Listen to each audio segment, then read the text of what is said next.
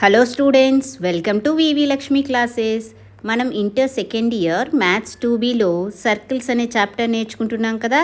ఈరోజు ఎక్సర్సైజ్ 1Bలో roman number 1లో ఫస్ట్ ప్రాబ్లం ఏ విధంగా చేయాలో చూద్దాం. ఓకేనా? Let's start the class. Problem solve చేసే ముందు ఇక్కడ కొన్ని నొటేషన్స్ తెలుసుకుందామమ్మా. అవేంటి అంటే x² + y² + 2gx + 2fy + c అనే ఎక్స్ప్రెషన్ని s అనే లెటర్తో డినోట్ చేస్తాం. ఏ విధంగా రాస్తాం?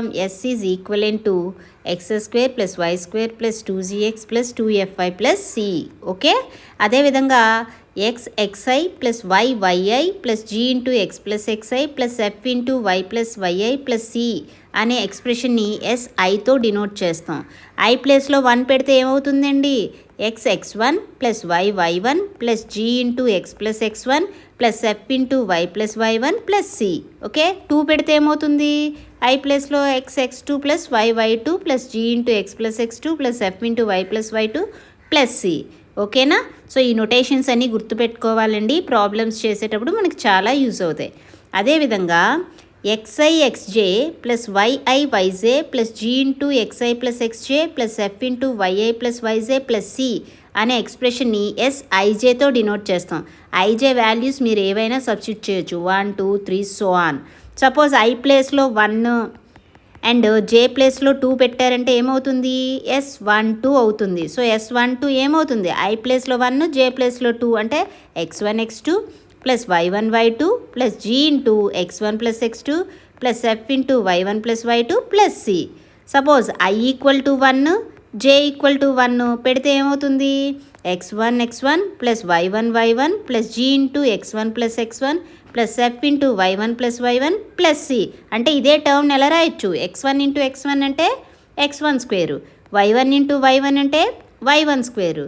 నెక్స్ట్ g × x1 + x1 ఏమవుతుంది? 2x1 అవుతుంది. అంటే ఏం రాయొచ్చు? 2gx1. అదేవిధంగా f × y1 + y1 అంటే ఏంటి? 2y1 అంటే ఏం రాయొచ్చు? 2fy1 + c. సో s11 అంటే ఏంటి? x1² + y1² + 2gx1 + 2fy1 + c. So ఇది ఇంపార్టెంట్ అమ్మా. ఈరోజు చేసే ప్రాబ్లంలో ఇది యూజ్ చేస్తాం. ఓకేనా? నెక్స్ట్ చూడండి. ఇప్పుడు చూడండి అమ్మా, position of A point with respect to circle అంటున్నారు. సో సర్కిల్ పరంగా మనం ఒక పాయింట్ యొక్క పొజిషన్ అనేది ఏ విధంగా చెప్పాలి? ఓకే, ఫస్ట్ సర్కిల్ అనేది ప్లేన్ని ఎన్ని పార్ట్స్గా డివైడ్ చేస్తుంది అంటే 3 పార్ట్స్ కింద డివైడ్ చేస్తుందమ్మా. ఒకటి ఇంటీరియర్ అండ్ ఇంకొకటి సర్క్యులర్ కర్వ్, నెక్స్ట్ ఎక్స్టీరియర్. ఓకేనా? So interior of the circle అంటే ఈ బ్లూ పార్ట్ ఉంది కదా, ఇదంతా కూడా ఇంటీరియర్ ఆఫ్ ది సర్కిల్. ఓకేనా? సర్క్యులర్ కర్వ్ అంటే ఏంటి? ఈ విధంగా సర్కిల్ డ్రా చేసాం కదా, ఈ సర్క్యులర్ కర్వే ఒక part. Next out side of the circle ఇదంతా కూడా ఎక్స్టీరియర్ అవుతుంది. సో ఈ విధంగా సర్కిల్ అనేది ప్లేన్ని 3 పార్ట్స్ కింద డివైడ్ చేస్తుంది. ఏంటవి? Interior, circumference which is a circular curve. ఓకేనా? Which is circular curve and exterior of the circle. అర్థమైందా? సో ఇప్పుడు ఏదైనా ఒక పాయింట్ ఇచ్చి ఆ పాయింట్ సర్కిల్కి ఇన్సైడ్ ఉందా, అవుట్ సైడ్ ఉందా, లేదా సర్కిల్ మీద ఉందా, ఏ విధంగా చెప్తాము అంటే చూడండి. ఇక్కడ తీరం చూడండి, ఏమంటున్నారు? Let s = 0 B a circle. ఇప్పుడే చెప్పాను s అంటే ఏంటి? ఎక్స్ప్రెషన్ ఏ విధంగా ఉంటుంది? x² + y² + 2gx + 2fy + c అని. సో s అనేది ఒక సర్కిల్ ఇచ్చారు ఇప్పుడు, అండ్ p అనేది పాయింట్. ఓకే, ఇది సెంటరు. ఇప్పుడు p అనే పాయింట్ ఇక్కడ ఉందనుకోండి. ఇప్పుడు ఈ p అనే పాయింట్ ఇంటీరియర్లో ఉంది. ఓకేనా? Interior of the circle. So అది మనం ఏ విధంగా ప్రూవ్ చేస్తాము అంటే s11 వాల్యూ <0 అయితే కనుక ఆ పాయింట్ ఎక్కడున్నట్టు? ఇంటీరియర్లో ఉన్నట్టు. ఓకేనా? అదే s11 వాల్యూ = 0 అయితే ఆ పాయింట్ సర్క్యులర్ కర్వ్ మీద ఉన్నట్టు. ఓకేనా? అదేవిధంగా s1 అనేది <0 అయిందనుకోండి, అప్పుడు ఆ పాయింట్ ఎక్స్టీరియర్లో ఉన్నట్టు. సో మనం ఒక పాయింట్ యొక్క పొజిషన్ ఏ విధంగా చెప్తాము? s11 యొక్క వాల్యూ బట్టి చెప్తాం. s11 అంటే ఏం తెలుసుకున్నాం? మనకి sij అంటే ఏం తెలుసు? xi xj + yi yj + g × xi + xj + f yi plus yj plus c అని చెప్పుకున్నాం కదా. మరి S11 అంటే ఏమైంది?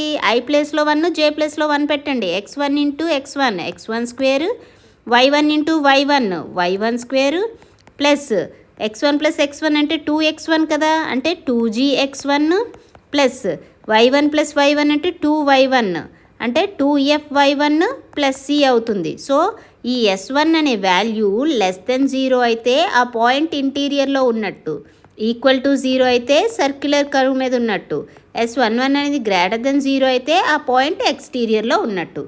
అర్థమైంది కదమ్మా. సో ఇప్పుడు ప్రాబ్లం సాల్వ్ చేద్దాం. ఫస్ట్ వన్ చూడండి, ఇక్కడ locate the position of the point P with respect to the circle S equal to 0 అంటున్నారు. S ఈక్వల్ టు 0 అంటే ఏంటి? S అంటే ఏం తెలుసమ్మా? x square plus y square plus 2gx plus 2fy plus c అని తెలుసు కదా. అండ్ మనం పొజిషన్ ఆఫ్ ఎ పాయింట్ ఏ విధంగా చెప్తాం? S11 వాల్యూ బట్టి కదా. ఇక్కడ S11 అంటే ఏం తెలుసు? x1 square plus y1 square plus 2gx1 plus 2fy1 plus c అని తెలుసు. ఇప్పుడు S11 వాల్యూ ఫైండ్ చేద్దాం. ఇక్కడ ఏమి ఇచ్చారమ్మా? P అనే పాయింట్ ఇచ్చారు. ఈ పాయింట్ యొక్క పొజిషన్ ఫైండ్ చేయాలి. సో ఇది x1 y1 అనుకోండి. అండ్ సర్కిల్ ఏమి ఇచ్చారు? S అనేది x square plus y square minus 4x minus 6y minus 12. Okay, ఇప్పుడు మనం ఏంటి? S11 ఫైండ్ చేయాలి. S11 అంటే ఏంటి? x1 square plus y1 square minus 4x1 minus 6y1 minus 12. x1 y1 value substitute చేయండి అమ్మా. ఏమవుతుంది? x1 అంటే ఏంటి? ఇక్కడ 3 స్క్వేర్ ప్లస్ y1 అంటే 4 స్క్వేర్ మైనస్ 4 ఇంటూ x1 అంటే 3 మైనస్ 6 ఇంటూ y1 అంటే 4 మైనస్ 12. ఏమవుతుంది? 3 స్క్వేర్ అంటే 9 ప్లస్ 4 స్క్వేర్ అంటే 16 మైనస్ 4 ఇంటూ 3 అంటే 12 మైనస్ 6 ఇంటూ 4 అంటే మైనస్ 24 మైనస్ 12. వాల్యూ ఏమవుతుంది?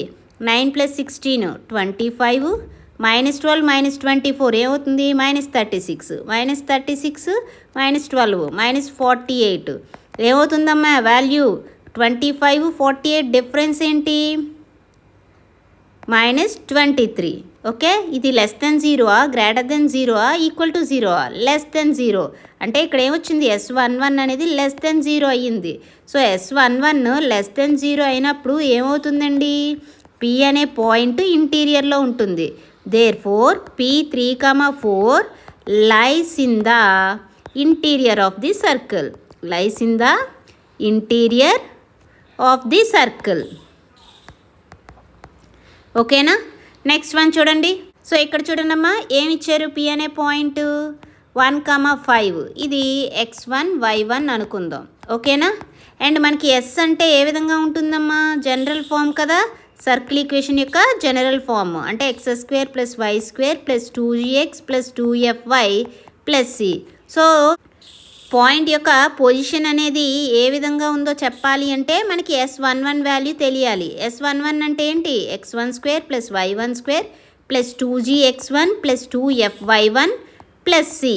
ఓకే, సో ఇప్పుడు ఏంటి? S11 అనేది లెస్ దెన్ 0 అయితే ఆ పాయింట్ సర్కిల్ యొక్క ఇంటీరియర్లో ఉన్నట్టు.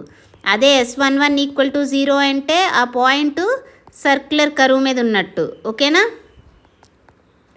నెక్స్ట్ S11 అనేది గ్రేటర్ దెన్ 0 అయితే ఎక్స్టీరియర్లో ఉన్నట్టు. ఓకే, ఇప్పుడు వాల్యూ అనేది ఫైండ్ చేద్దాం. ఓకే, ఇక్కడ సర్కిల్ ఏమి ఇచ్చారు? S is equivalent to x square plus y square minus 2x minus 4y plus 3.